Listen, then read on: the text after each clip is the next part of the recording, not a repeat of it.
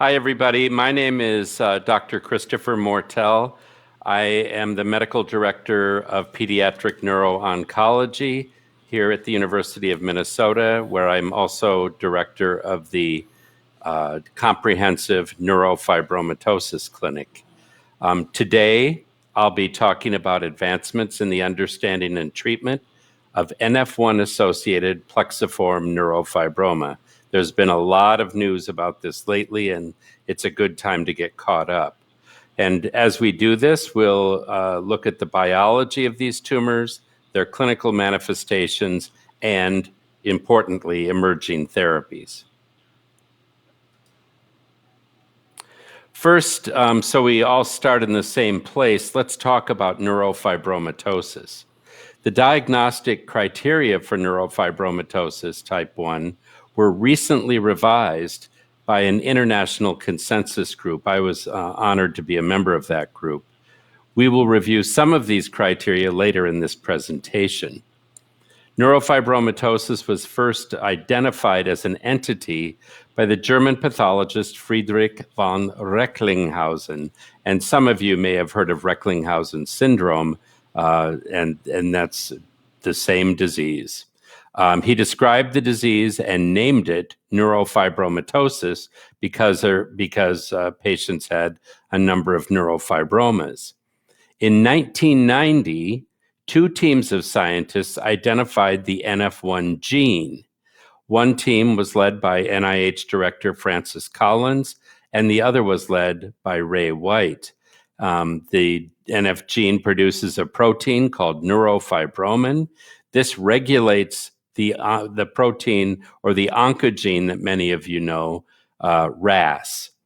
Neurofibromin normally helps keep RAS in the off position. That is, it doesn't drive anything downstream. But if neurofibromin is altered, if the gene is altered, then the protein will be produced in an abnormal way, and it won't be able to keep RAS off. And then when RAS is turned on, there's excessive cell growth and survival. NF1 is one of a group of conditions we call RASopathies, because all of these conditions happen as a result of dysregulation of RAS in various ways. And this diagram shows some of them: and neurofibromatosis type 1, Costello syndrome, here called NF1-like syndrome, or spread 1 syndrome, also known as Legius syndrome, after Eric Legius, who's a leader in our field. Cardiofacial cutaneous syndrome, Noonan syndrome with multiple lentigines, otherwise known as leopard syndrome in the old days, and then other Noonan-like syndromes. NF1, as I said, results in an aberrant neurofibromin function and dysregulation of multiple signaling pathways, and this happens in multiple cell types, since neurofibromatosis starts as a mutation in the zygote and then goes on. So in this diagram, we can see that RAS is the primary protein that's dysregulated. Downstream from RAS, in one side, is PI3 kinase, AKT, and then mTOR, the mammalian target of rapamycin. Below RAS on the other arm is RAF, and many of you will recall RAF as being mutant in other tumors. V600E RAF mutations happen in brain tumors, Langerhans cell histiocytosis, some colon cancer, and of course in neurofibromatosis. We treat a number of kids with V600E altered RAF with brain tumors. And then when RAF is activated, then that phosphorylates downstream MEK, and then MEK activates ERK, and ERK activation then leads to downstream proliferation of whatever cell this is happening in. And in somebody with a germline mutation, it can happen in every cell of the body. And that explains a lot of what we see with neurofibromatosis. The incidence of altered neurofibromin now we believe is about 1 in 2,000 people. So we estimate over 165,000 people living with this condition in the United States today. And this data is based on really good health registry data from two Scandinavian countries, Finland and Denmark, that keep very close track of what everybody's got and keep a registry of what everybody's got in their country. So I think that's really good data to go by. This is a genogram that one of my patients actually drew for me, and it's a perfect illustration of the autosomal dominant inheritance we see in NF1. But remember, it's not always just inherited. Nearly 50% of our new patients are the first ones in their family with this condition. And so it's up to people in the community to identify this condition when they come into the clinic. Remember that NF1 is a cancer predisposition disorder. And so if you're a community oncologist, it's really up to you too to identify these patients when they come into your clinic. In the last 5 years, as we've identified that NF1 is a predisposing factor for breast cancer, many, many new patients have been coming to my clinic after their first diagnosis of breast cancer and either recognition of the NF1 mutation when they have a panel of predisposition gene testing, or when the community oncologist that's treating them notes freckles in the axilla, cafe au lait spots, or other neurofibromas. So always something to be alert to. This is the NF1, one example of an NF1 mutation map, and every single spot on here is a mutation that's been described. So you can see that these mutations can happen anywhere along the gene, and if they happen in a place where they disrupt gene function, then you have NF1. So there are many, many variants that have already been noted. Many of my patients with clear NF1 are assigned a variant of unknown significance because they're the first ones to have a mutation in that very spot. Normally, we do blood tests, but we can also find these mutations on analysis of cells we obtain through cheek swab. NF1 consists of, but is not limited to, a lot of the clinical features listed in this table. They're arranged according to their corresponding age of onset. And you can see that cafe au lait macules are among the very first things we see, and indeed can be observed on the newborn warmer. But there are kids who can be born with plexiform neurofibromas. And we actually believe in most cases, those plexiform neurofibromas, no matter where they are in the body, are present from very, very early in life. Below that, tibial dysplasia or other bony dysplasias are common. We see people with sphenoid dysplasia and disruption of the formation of the orbit, tibial dysplasia, and also, although it's not a diagnostic criterion, really severe scoliosis. Dermal neurofibromas are common, but note that they don't appear until adolescence. So, and many not even until early adulthood. So those are not things that necessarily need to be present for a diagnosis to be made. Lish nodules affect the eye, they're benign. Plexiform neurofibromas are our topic of conversation, so we'll talk more about that. Skin fold freckling, which I'll show you in a minute. And this is, I tell people, look for freckles where the sun don't shine. So the armpits, under the breasts in an adult female, or in this, what I call the swimsuit area or inguinum. Optic pathway gliomas can appear in the also in the first 5 years of life. As a matter of fact, 90% of optic gliomas appear during that period.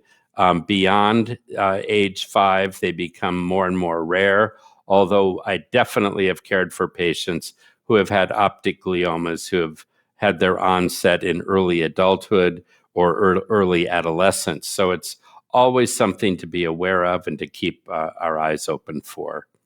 Learning disabilities are very common in NF1. The most common learning disability we deal with is attention deficit hyperactivity disorder, ADHD, and that affects somewhere in the neighborhood of 60% of patients. 30% of patients, based on our data, also might be on the autism spectrum. And of course, we'll see combos of the two. Precocious puberty can happen, especially in patients with optic pathway tumors that affect the hypothalamus and pituitary gland. So it's something that it can affect your body in a lot of different ways. We also see vascular disorders that aren't listed here. I take care of children with mid-aortic syndrome. That is atresia of the aorta down in the mid-body. I take care of adults who have had stroke or moya-moya syndrome. So keeping track of people's vascular status is also super important for this patient group. This is our revised diagnostic criteria. I've highlighted some areas, but basically, without being too redundant, the list is cafe au lait macules, 6 or more, freckling where the sun don't shine, 2 or more neurofibromas of any type, or 1 plexiform neurofibroma. Optic pathway glioma is a diagnostic criterion. About 80% of all optic pathway gliomas happen in people with NF1. 2 or more iris Lisch nodules.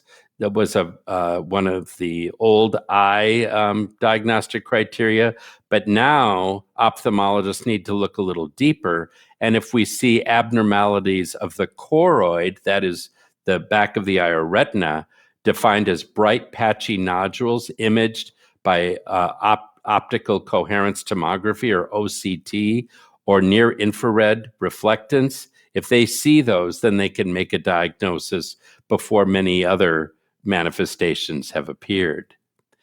I already talked about osseous lesions, but one of the new criteria, in addition to choroidal abnormalities, is that we're identifying patients using molecular testing that wasn't available when the first diagnostic criteria were developed.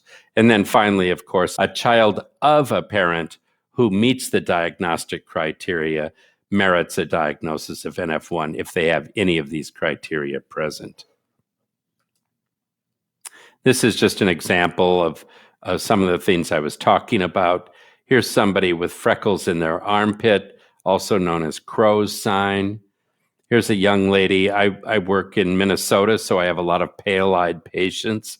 So I get to see Lisch nodules that are easy to see against a blue or green iris, and you can see all the little dots in this young lady's eye.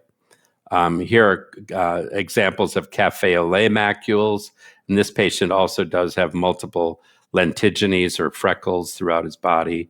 And then here is an optic pathway glioma, and you can see that it does indeed involve the hypothalamus or pituitary area. So this is just the kind of patient that would be at risk for precocious puberty. So we're starting to get to the meat of the topic here today, and this is an example of a young lady who came in to me. Mom noticed swelling at the base of her neck, and this was associated with a long-standing area of hyperpigmentation that was basically present since birth. They noticed that the girl couldn't look comfortably in one direction. They were careful about lifting her because she would complain of pain or tenderness. And so we did an MRI, and the MRI revealed this large plexiform neurofibroma, most of it emanating from nerve roots in the cervical spine, but then following the brachial plexus nerve roots that were involved. And this, although I'm showing you this specific area, this plexiform neurofibroma actually traveled clear down to the dorsal hand. Clinically detectable plexiform neurofibromas are seen in approximately 30% of individuals with NF1, but there have been some case series done utilizing whole body MRI. And when you look at those case series now, we estimate the plexiform neurofibroma prevalence to be 50 to 60% of all individuals with NF1. So definitely a significant issue for our patients. Plexiform neurofibromas are unique in that they're not just a single cell proliferating. Schwann cells are the main cell that are dysregulated and proliferate in these patients.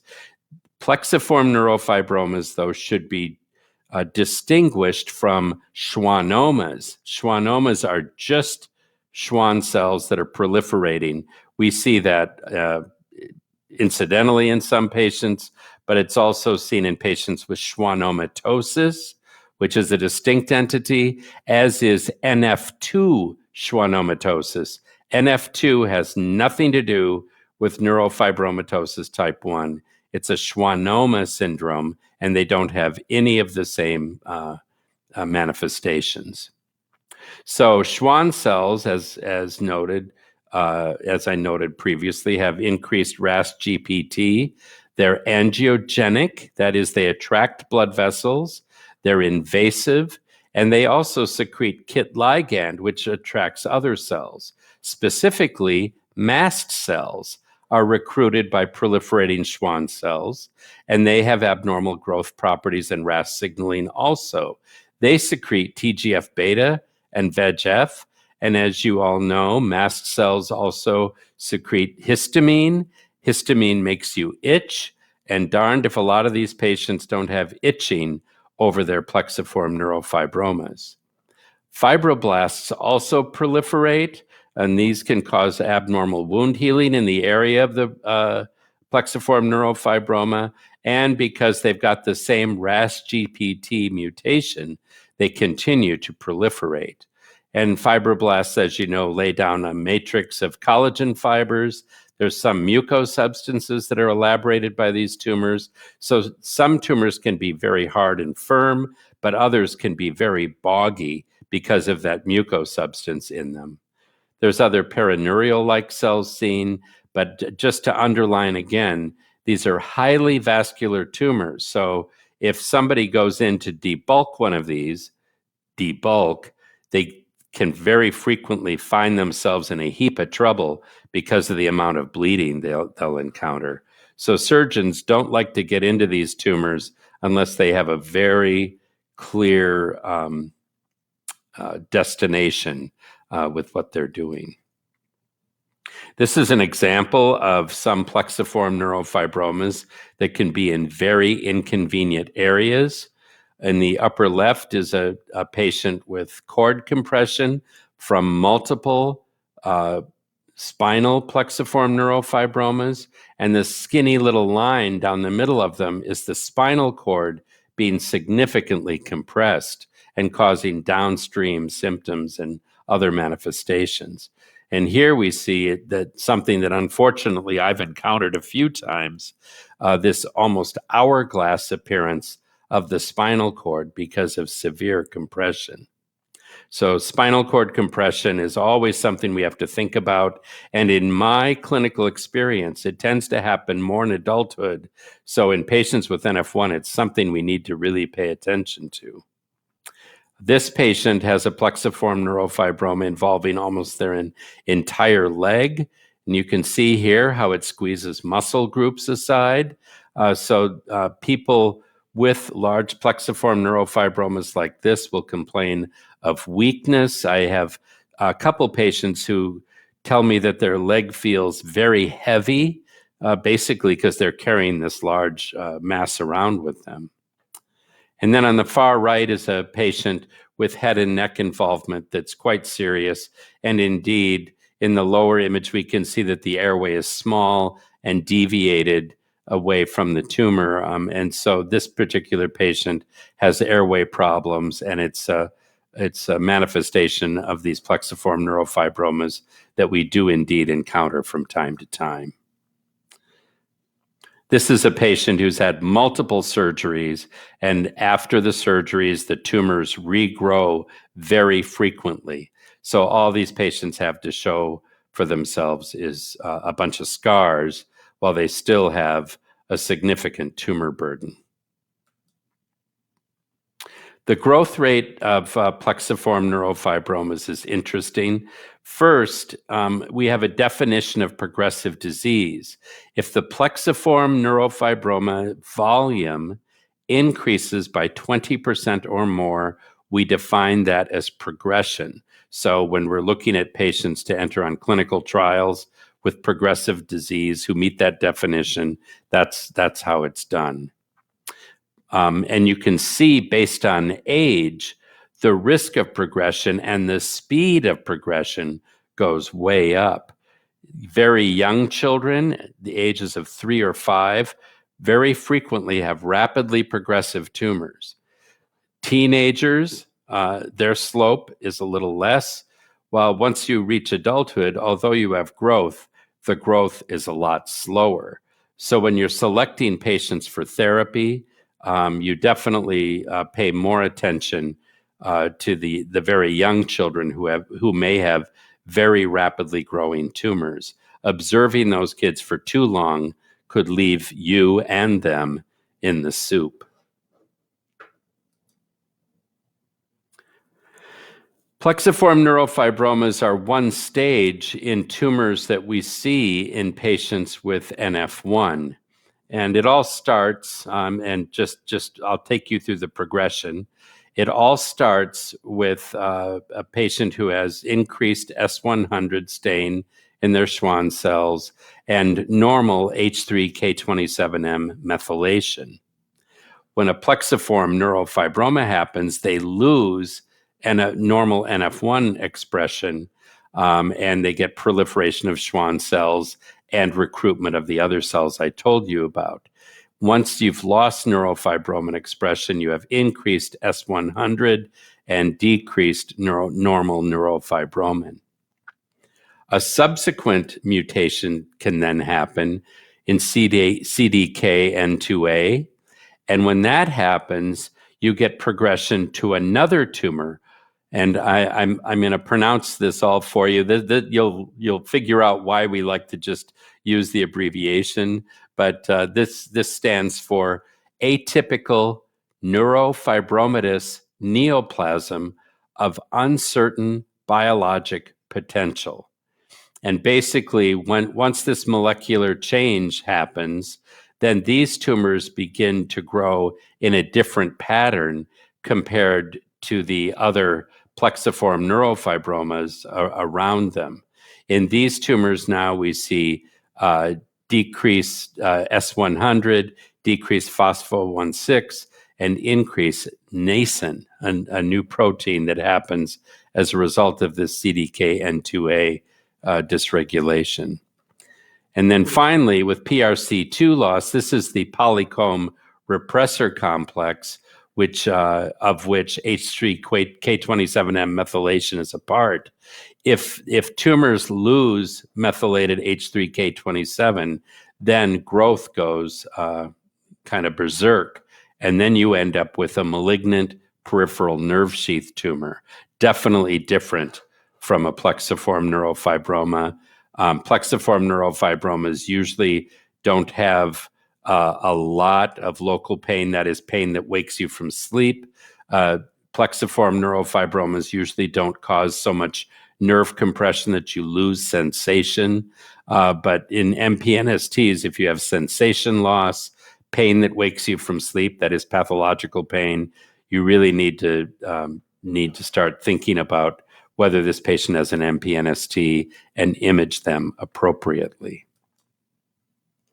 Risk factors for MPNST. Well, number one, if you've got NF1, 80% of cases of MPNST will happen in patients with NF1.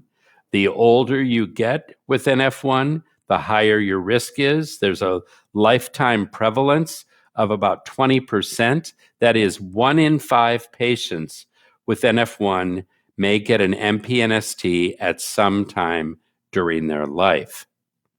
If patients with NF1 have increased radiation exposure for any reason, that definitely can raise their risk of developing an MPNST.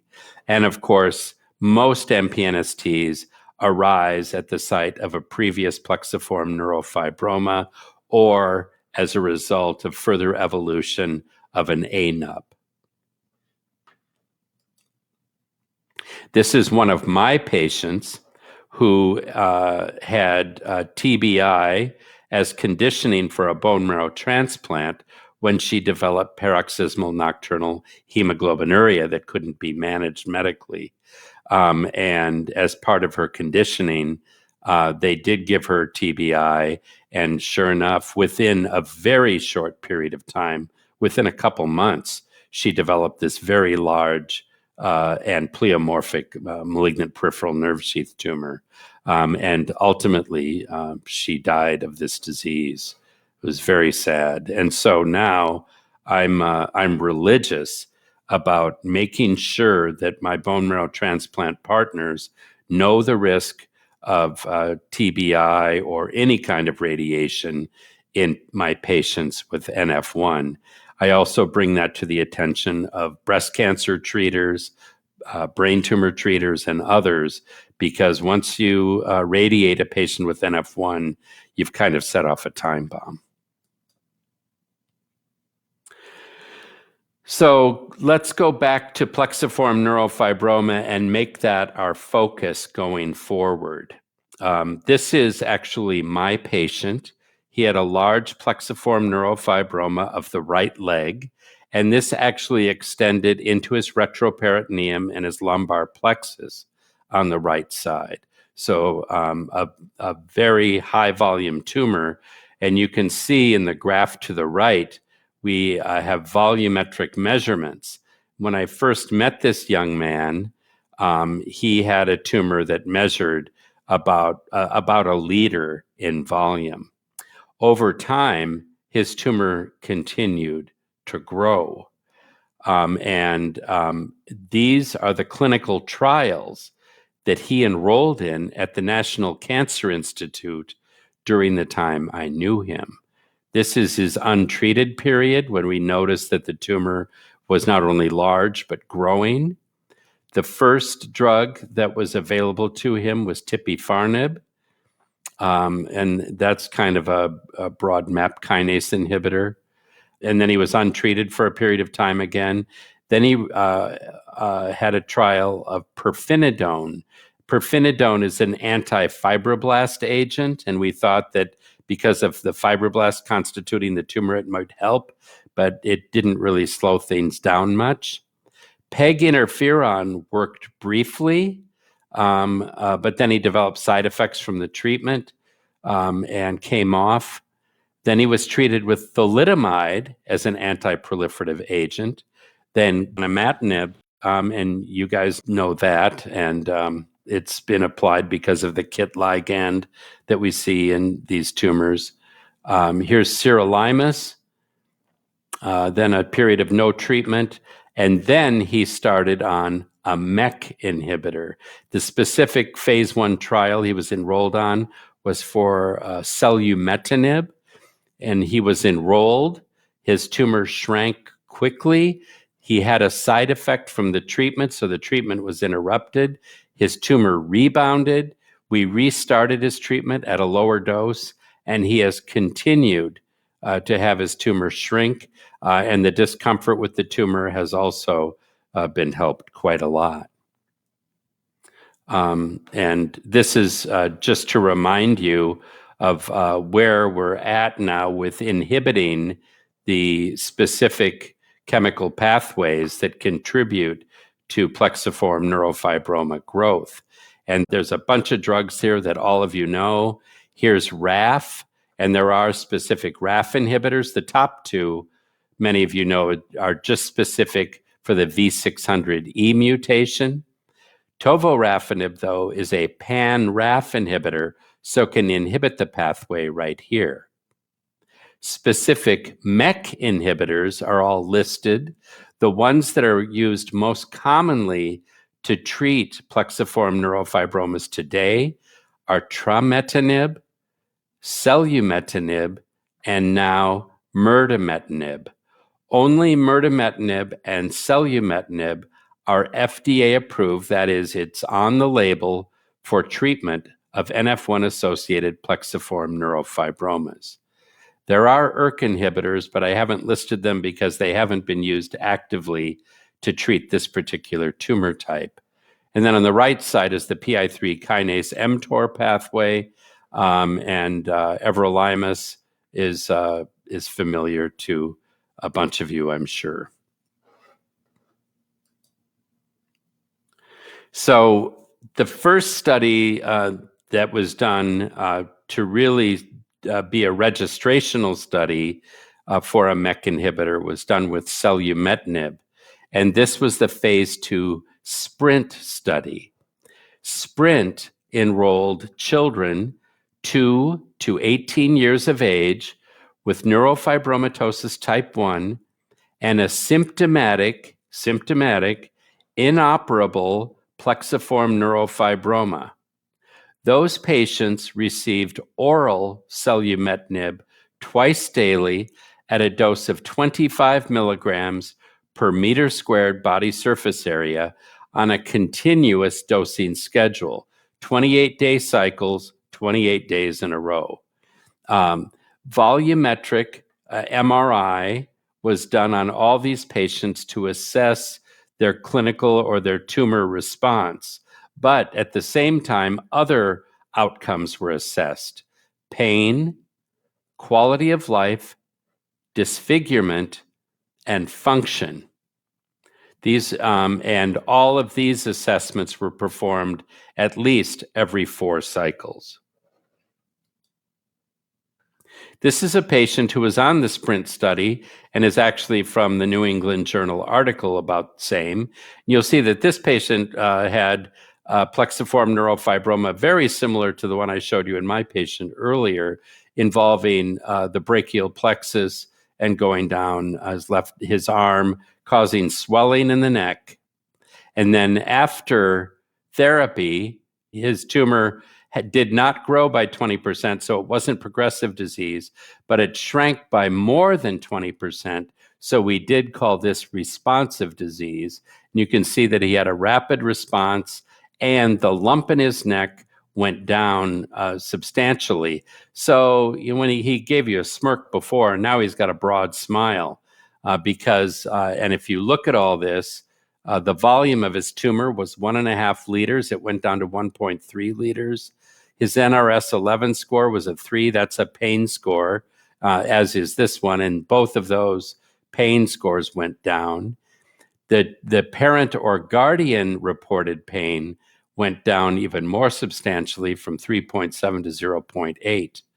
His strength scales improved. His range of motion improved.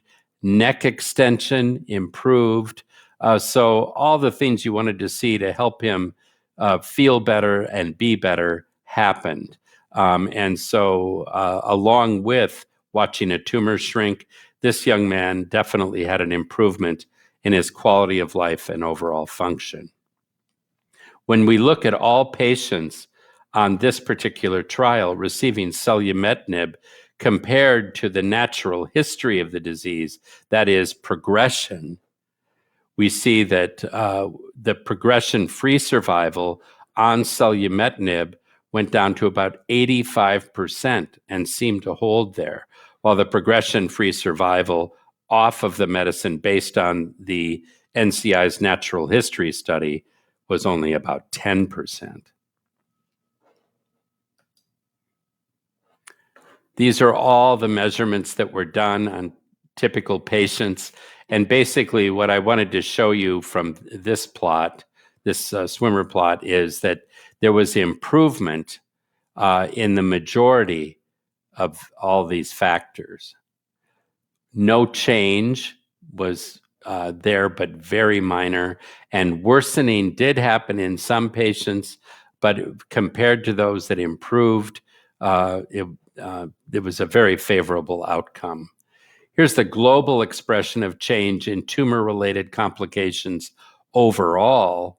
And when we look at this, very much improved, or minimally improved were the majority of patients when we surveyed the parents on this study. And children, too, accounted for the majority, but some were a little more reserved in their positive statements.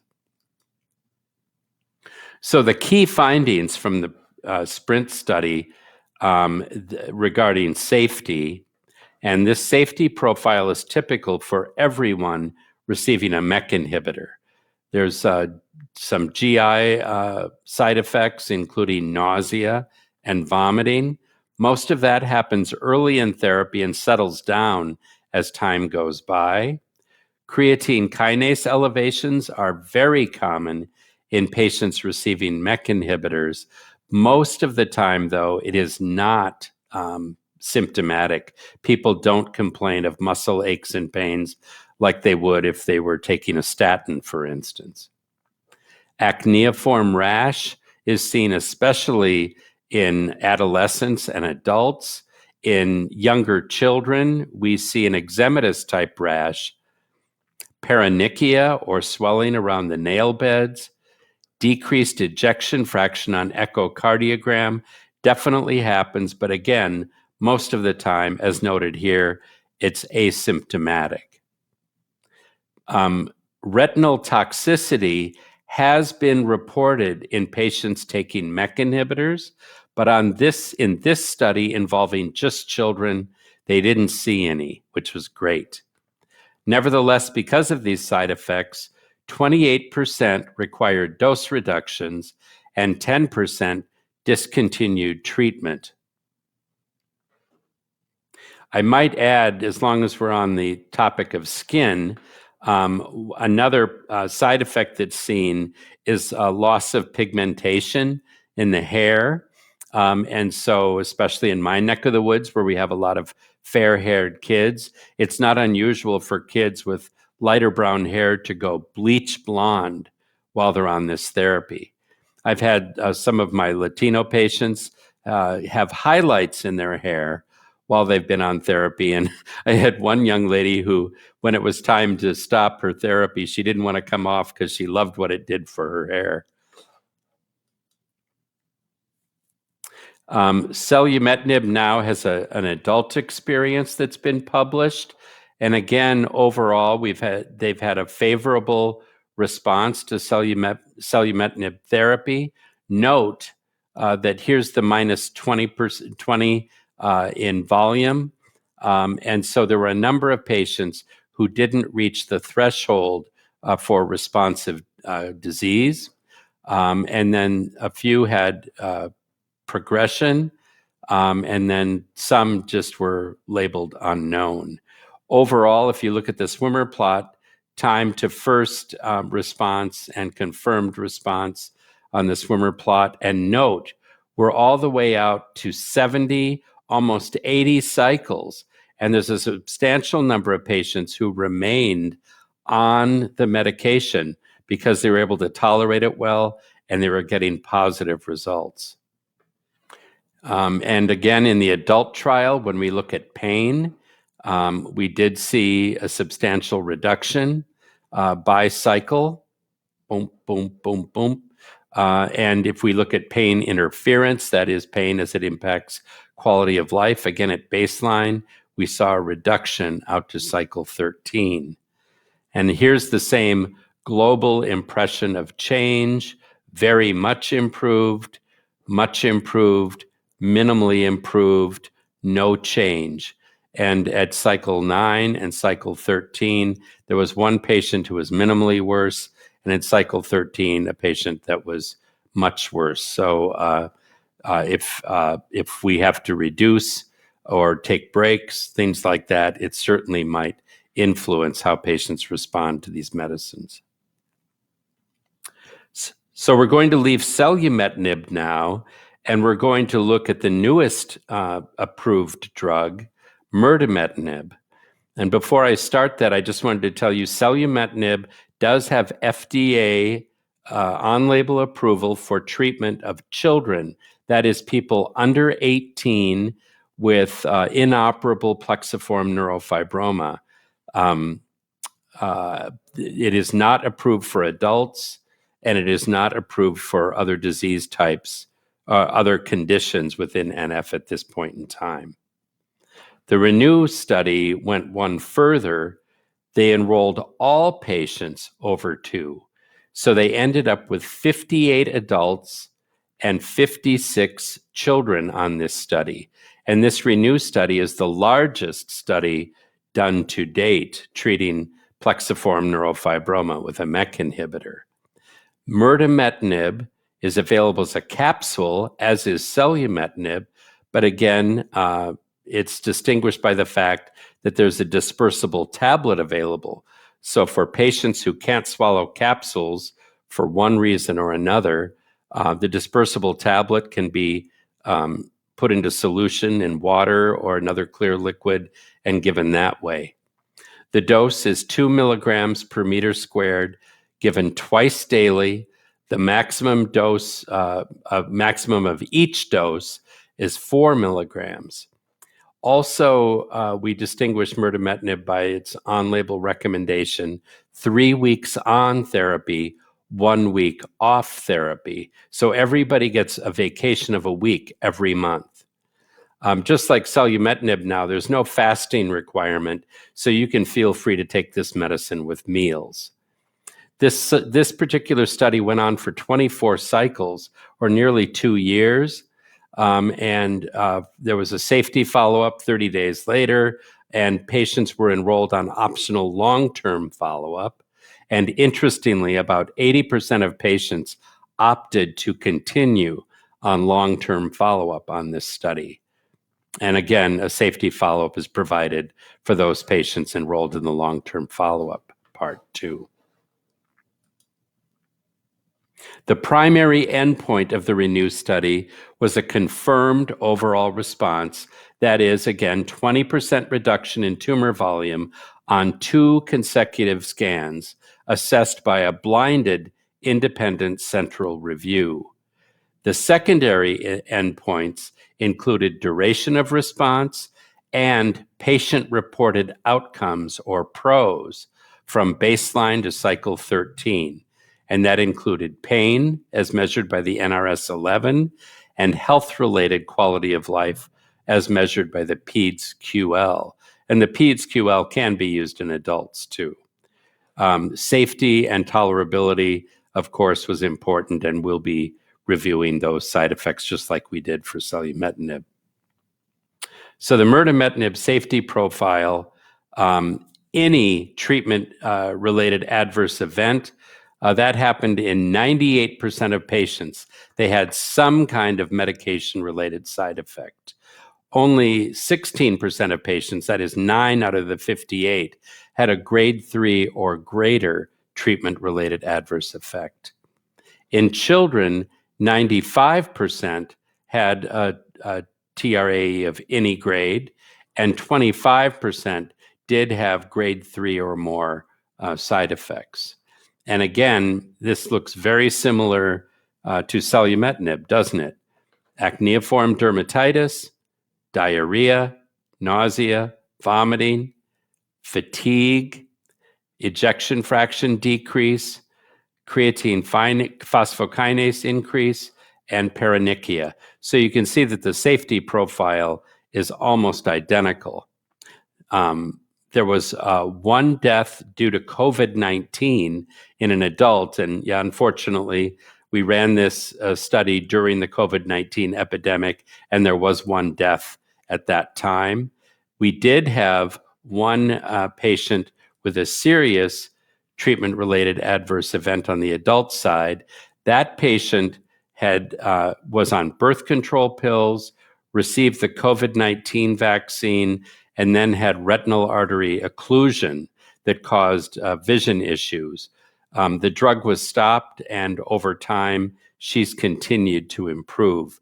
But in her particular case, there were quite a few complicating factors, but nevertheless, it was a serious event, and we're just grateful that the patient continues to improve.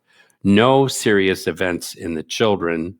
9% of adults interrupted due to adverse events, 14% of kids. Dose reductions were seen in 17% of adults, 12% of kids, and discontinuation was seen in 21% of adults and 9% of kids. So in addition, mirdametinib did demonstrate improvements in pain and health-related quality of life. The NRS-11 measured worst tumor pain, and you can see from baseline to about cycle 7 or 9 when it plateaued, there was continued decrease in pain. And once we got patients out to about cycle 9, it stayed pretty stable for the rest of the time they were on treatment. And that's one of the main reasons a lot of my patients stay on treatment. In kids, same thing. And I think we might have the parent report too, yeah. But in kids, again, we saw a reduction in pain. This is health-related quality of life. And you can see that the overall quality of life went up in adults and again plateaued and stayed up. And in kids, it was continuing to go up at week 13.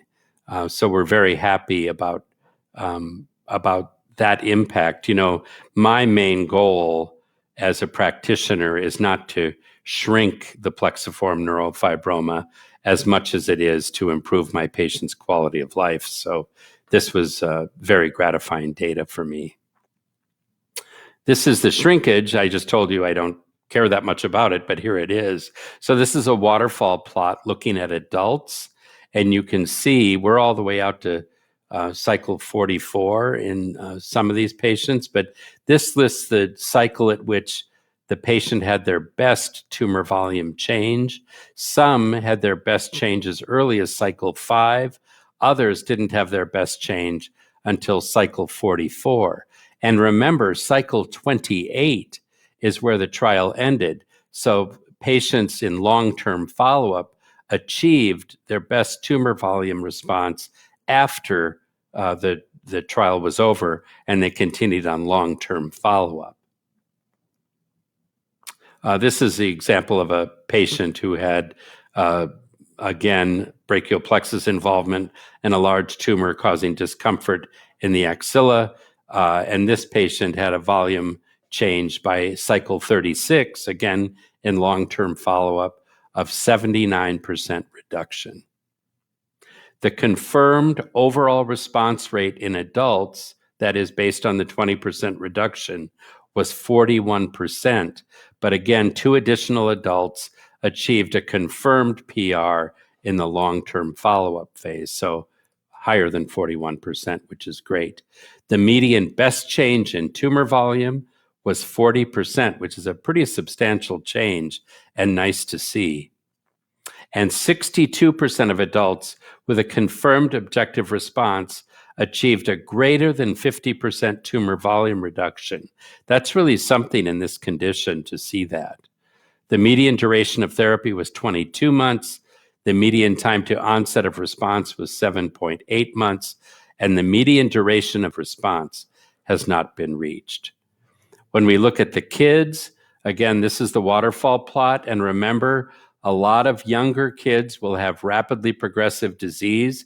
So to see progressive disease is not unusual in studies involving kids.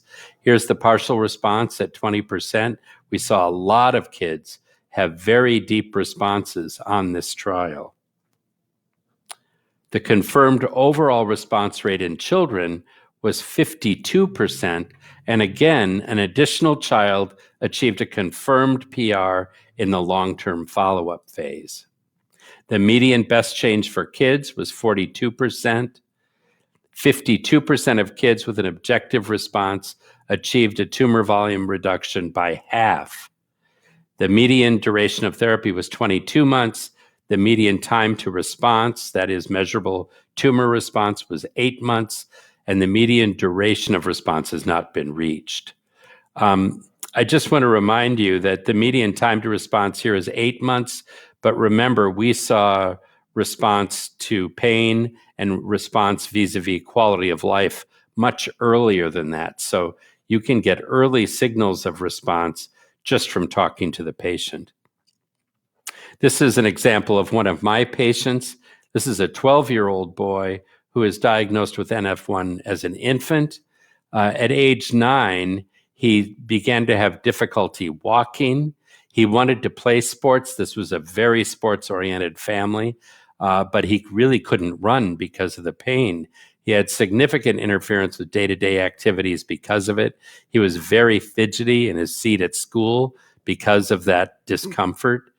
The location and imaging revealed this grapefruit-sized abdominal plexiform neurofibroma extending into his inguinum.